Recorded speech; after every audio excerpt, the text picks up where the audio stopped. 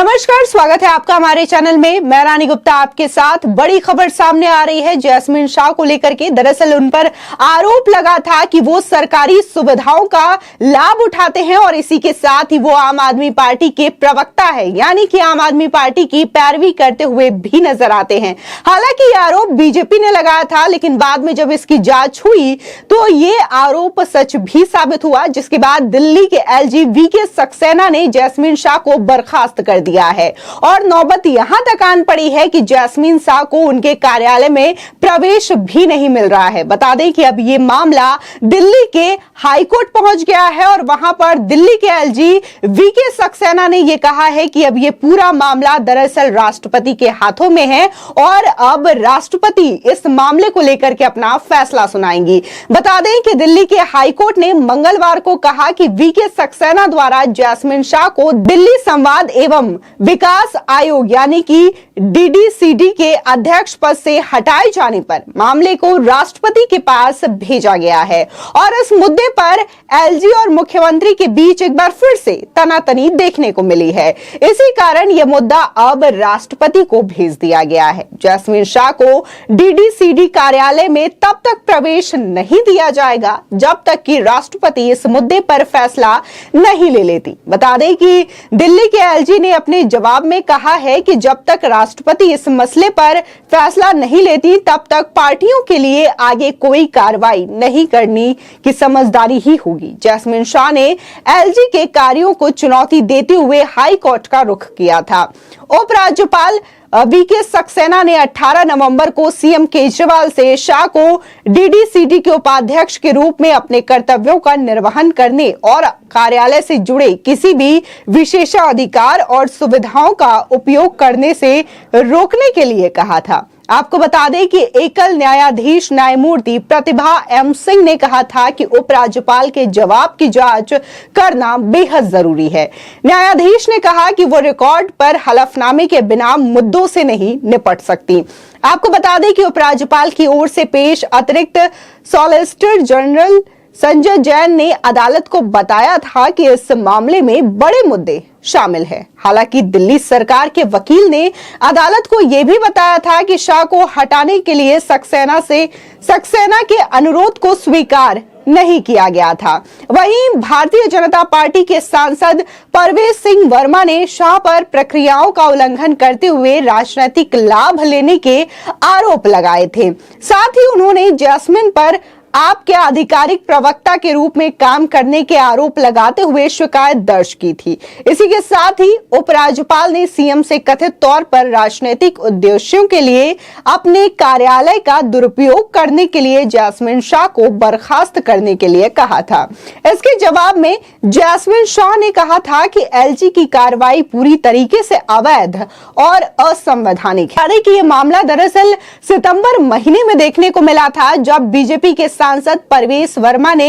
एक लेटर लिखा था दिल्ली एलजी को और उस पे ये आरोप लगाया था जैस्मिन शाह को लेकर के और कहा था कि वो हालांकि सरकारी सुविधाओं का लाभ लेते हैं, सरकारी कार्यालय है उनके पास, लेकिन उनसे वेतन लेने के बावजूद वो आम आदमी पार्टी के लिए काम करते हैं, उनके प्रवक्ता के तौर पर काम करते हैं। और ये आरोप दरअसल चिट्ठी पे लिखा गया था, जिसके बाद एलजी ने इस मामले को संज्ञान लिया था और इसकी जांच भी करवाई थी। हालांकि जैस्मिन शाह को कई बार टीवी चैनल्स में डिबेट में देखा गया है, जब वो आम आदमी पार्टी के प्रवक्ता के तौर पर इंट्रोड्यूस करवाए जाते हैं और आम आदमी पार्टी का पक्ष रखते हुए भी कई बार उन्हें न्यूज चैनल्स में देखा गया है। इसके बावजूद उन्होंने कहा था कि वो जो है वो आम आदमी पार्टी के ना तो प्रवक्ता हैं और ना तो वो सरकारी कामों का दुरुपयोग कर रहे हैं और ना तो ये असंवैधानिक है। इसको लेकर के उन्होंने अपनी सफाई दी थी, लेकिन इसके बाद दिल्ली एलजी ने इसके जांच के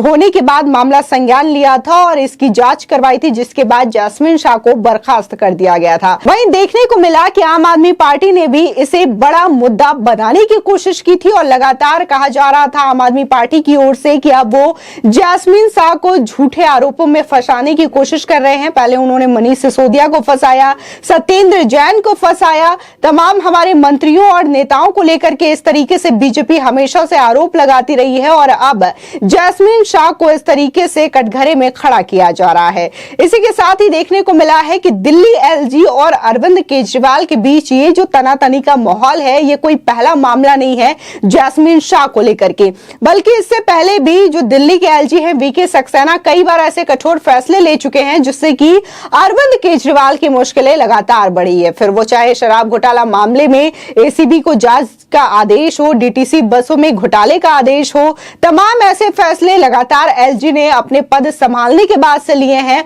जिससे कि अरविंद केजरीवाल और दिल्ली सरकार की मुश्किलें एक के बाद एक बढ़ती हुई नजर आई है। आपको बता दें कि दिल्ली एलजी ने ही ये आदेश दिया था कि जो डीटीसी बसों को लेकर के घोटाले की बात सामने आई थी, तो उन्होंने ही इस बात को लेकर यह आदेश दिया था कि इसकी जांच होनी चाहिए। इसी के साथ ही एक और मुद्दा सामने आया था जिसमें कि अरविंद केजरीवाल सिंगापुर जाने की इच्छा जता रहे थे और ये कह रहे थे कि भारत में ऐसा कोई पहला न्योता आया है जब किसी स्टेट के मुख्यमंत्री को इस तरीके से सिंगापुर से इनवाइट किया गया है और वो आए और भारत का प्रतिनिधित्व करे। लेकिन इस मामले को लेकर के देखने को मिला था कि दिल्ली एलजी ने मना कर दिया था। इसको भी वो बहुत बड़ा मुद्दा बनाते हुए अरविंद केजरीवाल और आम आदमी पार्टी नजर आई थी और उनका कहना यह था कि ये बीजेपी के द्वारा किया जा रहा है और इसको लेकर के दिल्ली एलजी पर दबाव बना रही है बीजेपी की अरविंद केजरीवाल को सिंगापुर जाने से रोका जाए। लेकिन बाद में ये चीजें पता चली कि वहां पर जो आयोजन हुआ था वो बल्कि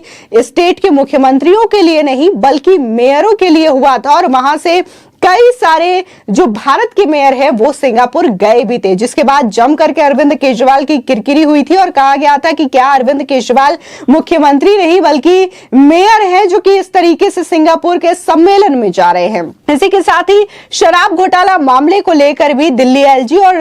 दिल्ली सरकार जो है वो आमने सामने आई थी और देखने को मिला था कि शराब घोटाले की जो आबकारी नीति, जो पुरानी वाली नीति थी, उसको बंद किया गया था दिल्ली सरकार के द्वारा और एक नई नीति पिछले साल लागू की गई थी। और जब इस पर आरोप लगाए गए कि इस नीति से दिल्ली का राजस्व घाटे में जा रहा है और दिल्ली को बहुत ज्यादा नुकसान हो रहा है, इसी के साथ ही यहां तक आरोप लगा कि दिल्ली सरकार को इससे बहुत ज्यादा लाभ हो रहा है और इस आबकारी नीति के तहत बहुत ज्यादा घोटाला हुआ है, जिसके बाद एसीबी की जांच के लिए दिल्ली के एलजी ने इसकी शिकायत दर्ज करवाई गई थी उनके पास और उन्होंने एसीबी को जांच के आदेश दिए, जिसके बाद ये केस जो है वो सीबीआई को ट्रांसफर हुआ और वहां पर 15 नामजद लोगों के खिलाफ एफआईआर लिखी गई, जिसमें यह मामला खुलकर के सामने आया कि कैसे दिल्ली में आबकारी नीति के तहत घोटाले हुए थे। हालांकि जब एसीबी को यह जांच सौंपा गया था तो दिल्ली सरकार ने एक बार फिर से जो शराब की पुरानी नीति थी, आबकारी की पुरानी नीति,